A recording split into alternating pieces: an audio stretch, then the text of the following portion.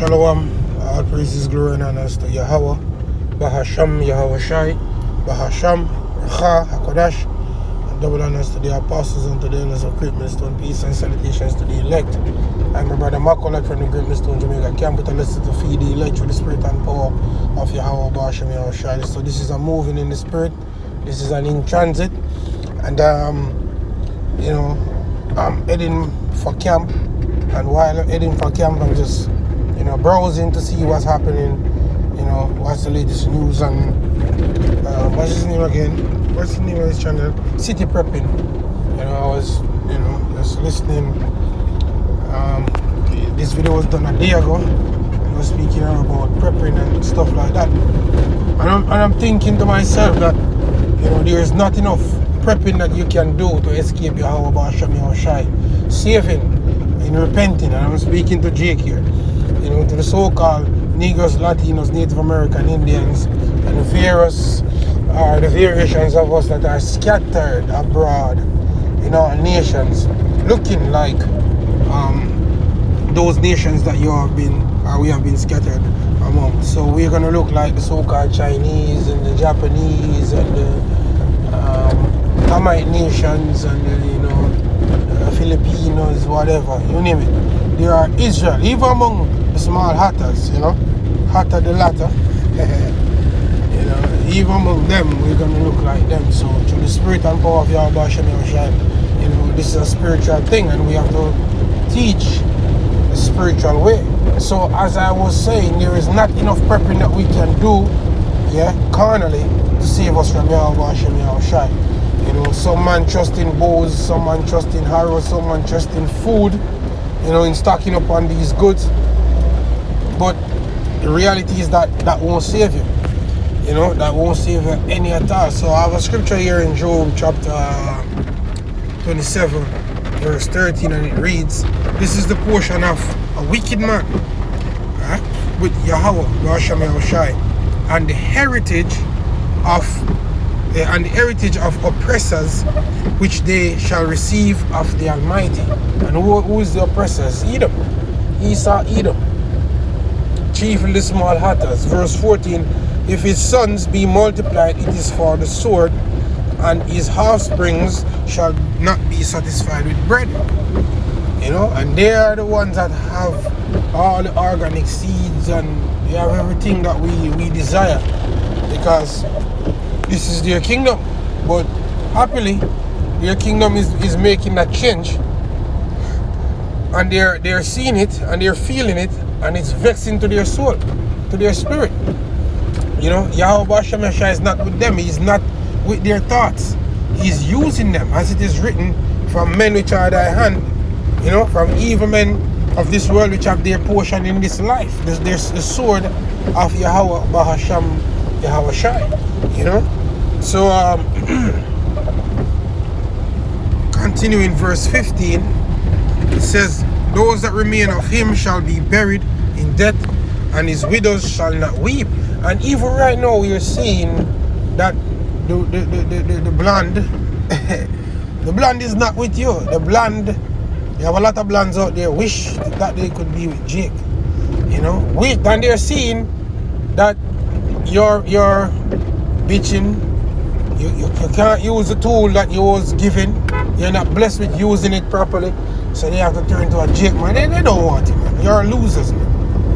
All you Edomite men you're losers. We are the winners. The only reason that you're on top is because it's to fulfill prophecy. Nothing else. So you can get high and mighty in yourself, being boastful and proud, thinking that you're something when you're nothing. In reality, you're just on top to fulfill prophecy. And that is just the case. You're the lowest of all men. You can't even walk with a rhythm. You're losers, man. That's why a lot of you are on the streets with Jake, because the curses of Deuteronomy 28 verse 15 on down is coming up on you. It's called trading places, bitch. You're losers. That's why your woman don't want to see you anymore. So continue, it says 1 second. Past them. Cars, man. This is a moving in the spirit and in transit. So bear with me, Baba Kosha, when I read the scripture in its full. It says, those that remain of him shall be buried in death, and his widows shall not weep. Right?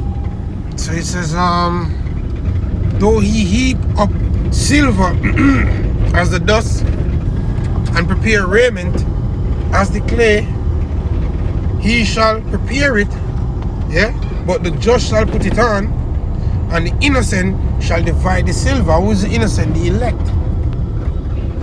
So all them goodies that you're locked away in vaults for us, we're just gonna take it, because in reality you don't have any use for it than to say you have it.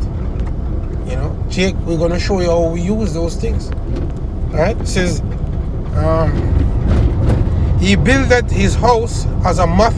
Look at America, moth. And it's moth eaten as well. It says, and as a booth that the keeper maketh, says, the rich man shall lie down, but he shall not be gathered. He openeth his eyes, and he is not. Right? Terrors shall take hold on him as waters, and tempest stealeth him away in the night. So you can imagine, like the king of Babylon. I saw a video, it was on some news report, I think it's Fox, and the guy zoomed up showing that he was pissing and shitting himself. When he see that this war is not like over there in Venezuela, he's in bad cases, man. It's terrible. He's terrified. Plus, the angels of the Lord are making themselves present. That's one. Yeah? Plus, the prophets of the Lord are out there reminding him of what's about to come and who he is. He's terrified. Why? When the scripture says he shall be like madmen sparing none, you think it's for no reason? He's losing, because he's the biggest loser there is. And rightly so. You're not fit to rule. You're fit to be a footstool. You are not fit to rule. You're fit to be a footstool. Let me say it again. You're not fit to rule. You're fit to be a footstool. Because that's what you are. The basest of men. The lowest of men. Right? And it continues, it says,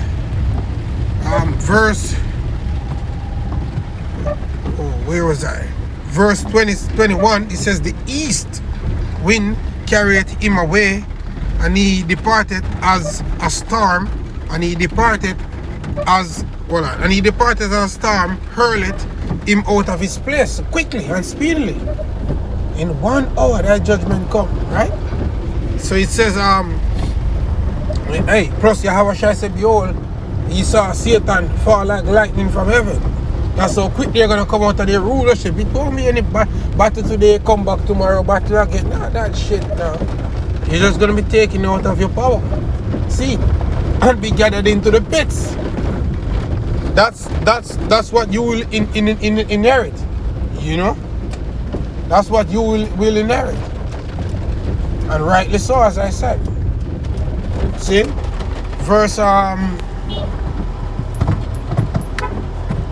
Verse, where was that? Let me pull over and get the scripture. Verse 22. For Yahweh shall cast upon him and not spare.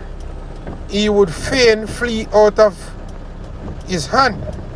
Men shall clap their hands at him and shall hiss him out of his place. So, with all of that, yeah? Why is it? This is... With all of that being said, at the end of the day, he's done. Yeah? He's done. You're done. Finito. Finish. Only he who letteth will let until he be taken out of his way. See, when we get into them scriptures, we think the practicality also of the scriptures. You know? The spiritual aspect of things and the practical part of it. We're looking at the downfall of the what they would say the greatest empire on the earth. Greatest in conquest. Not in morals, and stuff like that.